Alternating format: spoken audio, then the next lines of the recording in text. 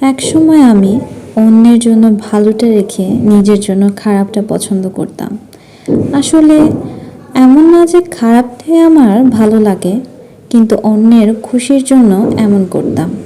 কিন্তু একসময় দেখলাম আমি আমার সমস্ত প্রিয় জিনিসগুলোই হারিয়ে ফেলছি। এমনকি আমার হলেও তারা সেটা নিজের দাবি করার অধিকার খাটিয়ে ফেলে।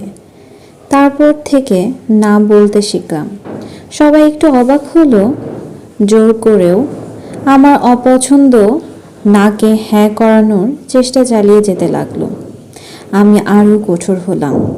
তারা আমাকে ভয় পেতে শুরু করলো।